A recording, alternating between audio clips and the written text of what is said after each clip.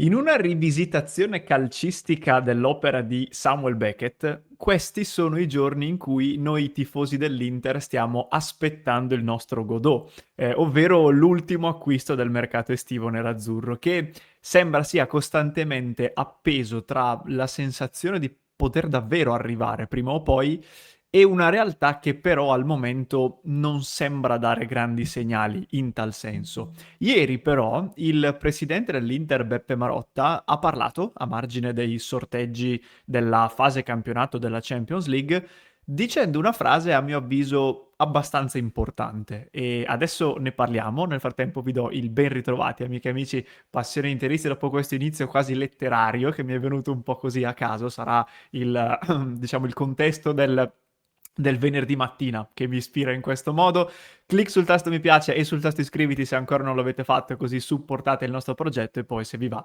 come sempre in alto trovate il QR code qui per entrare nel club di Passione Inter ed unirvi alla nostra grande community. Facevo riferimento ai sorteggi Champions che ci sono stati ieri e ne abbiamo parlato in diretta alle 19:30, lo faremo anche oggi, quindi ci passo ma molto velocemente. È stato un sorteggio a mio avviso buono per l'Inter, tutto sommato. Sarebbe potuto andare ancora meglio con un paio di aggiustamenti, ecco, a livello sia di squadre pescate che di incastro fra casa e trasferta nelle varie fasce, però insomma non si può avere tutto dalla vita e già così secondo me ci può stare. L'Inter parte con una buona ambizione in Champions League, anche perché di fatto rispetto alla scorsa stagione è l'unica competizione nella quale si può fare meglio, avendo vinto sia il campionato che la Coppa Italia. Ma a margine del sorteggio, come vi dicevo, ha parlato Marotta e sul mercato ha detto una frase che vi dicevo prima, secondo me è degna di nota. Nello specifico ha detto: credo non ci saranno avvicendamenti nel mercato in entrata e in uscita, però è un mercato dinamico, siamo alla finestra e se ci saranno opportunità le coglieremo. Realisticamente però non ne vedo all'orizzonte. Ora, senza voler proprio spaccare il capello sulle singole parole di Marotta, però il fatto che dica se ci saranno opportunità le coglieremo, mi fa pensare che, ok, non siano considerate una priorità, questo sì lo sappiamo da tempo ormai, però mi fa pensare anche allo stesso tempo che un piano in testa ci sia, ma un piano definito e delineato che quindi per essere eseguito attenda solo l'eventuale concretizzarsi, ecco, di questa opportunità. E è una cosa interessante perché se abbiamo identificato con una buona dose di, diciamo, di fiducia il reparto nel quale questo ultimo colpo potrebbe avvenire, ovvero l'attacco, abbiamo fatto un po' più fatica anche qui su Passione Inter, forse a identificare un nome. Qualche giorno fa abbiamo parlato anche di questa cosa, provando a mettere insieme tutte le caratteristiche che sembra dover avere questo colpo a livello sia tecnico che economico e trovare un singolo nome che le metta insieme davvero tutte è quasi impossibile. Forse il più gettonato è stato Chiesa, che però si porta dietro delle incognite a livello fisico e comunque teoricamente ha anche un ingaggio molto importante al Liverpool, per quanto poi penso debba dare quasi per scontato di doverlo diminuire, però ci sarebbe quel problema lì. Ci sarebbe Perisic, che però ormai credo sia difficile strappare al PSV Eindhoven alla fine di agosto, e quindi mi verrebbe quasi da dire, ci stavo pensando in queste ore, che arrivati a questo punto, quantomeno per chi come me ritiene che questo mercato sia stato di alto livello e ritiene questa rosa soddisfacente già adesso senza la necessità di una quinta punta, ecco, per chi la pensa così, arrivati a questo punto potremmo essere quasi divertiti, nel senso che ci rimane proprio la curiosità di capire dove si voglia arrivare, di capire che cosa abbiano in mente. Io, ripeto, non sono uno di quei tifosi che senza la quinta punta ritiene che manchi qualcosa a questa rosa. Qualcuno la pensa così ed è legittimo, io penso di no. Quindi per quest'ultimo colpo diciamo che voglio prenderla un po' così, voglio vivermela con un po' più di serenità e capire appunto dove si voglia andare a parare. Tra l'altro, sempre in queste ultime ore, anche Kivu ha parlato ai microfoni di Sport Mediaset dicendo una frase, secondo me un po' provocatoria, che però nei fatti potrebbe essere vera, e cioè Kivu ha detto abbiamo quinto, sesto e settimo attaccante, non esattamente in questo ordine, ma ci sono Lavelli, Mosconi e Idrissu.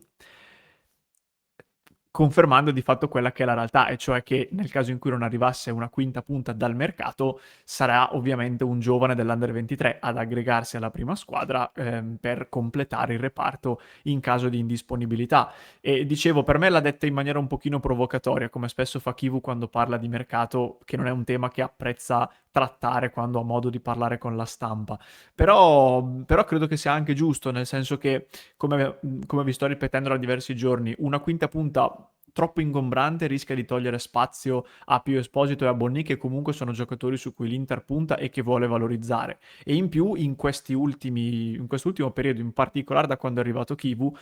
l'Inter secondo me sta dimostrando di voler dare spazio anche ai giovani. L'ha fatto soprattutto con ragazzi che hanno fatto una certa esperienza, perché Stankovic è uno di questi, per esempio, e lo vedremo quest'anno. Pio Esposito comunque ha fatto il suo percorso, non è così facile fare la stessa cosa con un ragazzo che arriva dall'Under 23, però allo stesso tempo per il tipo di ruolo che potrebbe ritagliarsi, cioè appunto quello di attaccante aggiunto, aggregato alla prima squadra, un Lavelli, un Mosconi o un Idrissu secondo me possono andare tranquillamente benissimo, e chissà che seppur per pochi minuti, per pochissime presenze, non ci si possa rendere conto che anche questi ragazzi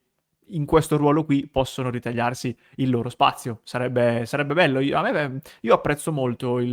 questo nuovo corso, chiamiamolo così, che l'Inter sembra voler dare anche nel rapporto tra la prima squadra e le squadre giovanili. Per me è una cosa molto bella, stimola e rafforza anche il legame, se vogliamo, dei giocatori che partono appunto dal basso, aspirando all'arrivo in prima squadra, e anche dal punto di vista economico, secondo me, per le squadre italiane che non hanno le disponibilità della Premier, di quei campionati lì, può essere una cosa molto interessante in ottica nel medio-lungo periodo, ecco, diciamo così.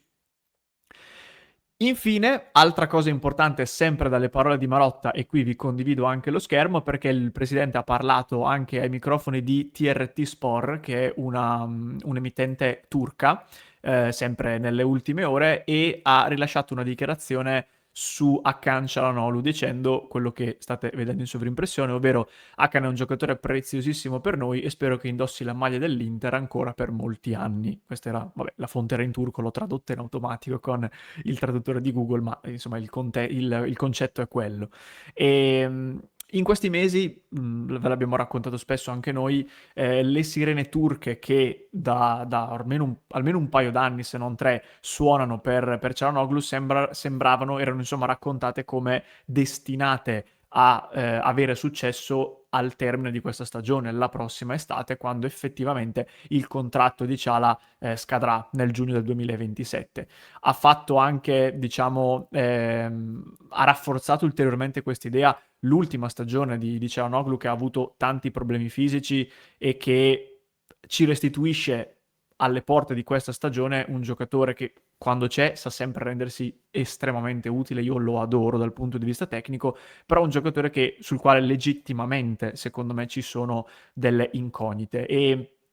qui comunque Marotta si è espresso in maniera molto netta, facendo peraltro un parallelismo con quello che lo stesso Marotta aveva detto di Çalhanoğlu l'estate post-mondiale. Insomma, c'è un cambio non indifferente, cioè nel giro di una singola stagione, di un singolo anno, si passa da quasi additare un giocatore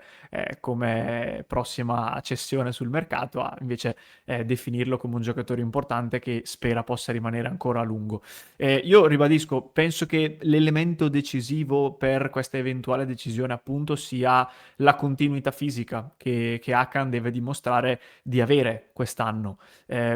Solo un pazzo metterebbe in discussione le qualità dal punto di vista tecnico, e io aggiungo anche probabilmente dal punto di vista di leadership, perché nonostante quel passaggio a cui facevo riferimento di un anno fa, secondo me Ciala in questa Inter è considerato anche dal gruppo uno dei leader, quindi da quel punto di vista non manca mai, è un giocatore molto affidabile. Il grande tema, come dicevo prima, è la questione degli infortuni. L'anno scorso purtroppo è stato fuori a lungo, poi l'anno scorso l'Inter ha avuto la particolarità di aver messo in piedi una rosa che non aveva un vero e proprio sostituto di ruolo. Lo è stato Aslani per diversi anni, poi è stato mandato via e lo stesso è stato fatto quest'anno. L'anno scorso veniva adattato Zielinski, quest'anno invece al contrario c'è invece in rosa quello che molti definiscono come il sostituto naturale di Çalhanoğlu, cioè Aleksandar Stankovic. Detto che poi sarà curioso capire, soprattutto all'inizio di questa stagione, se in caso di assenza di Çalhanoğlu l'Inter e Chivu nello specifico scelgano proprio Stankovic fin da subito o se invece preferiscano magari ripartire dalla certezza Zielinski, che l'anno scorso in questa posizione ha fatto benissimo, a differenza dell'anno prima,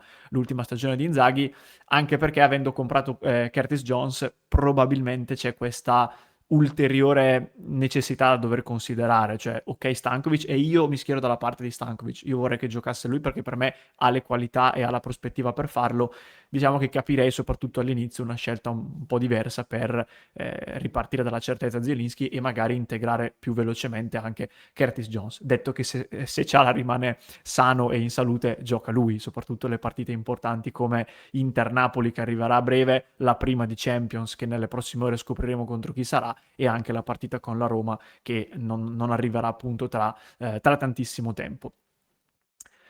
Lo vedremo, sarà una bella stagione ragazzi, sono veramente troppo curioso di capire dove vuole arrivare l'Inter in questi ultimi 4-5 giorni di mercato, saremo qui a raccontarvelo chiaramente nel caso in cui venisse preso questo quinto attaccante un po' all'improvviso, cogliendo un'opportunità, come dice sempre Marotta. Nel frattempo fatemi sapere la vostra qui sotto nei commenti, oltre a lasciare un click sul tasto mi piace e sul tasto iscriviti, vi aspetto anche nel club naturalmente se volete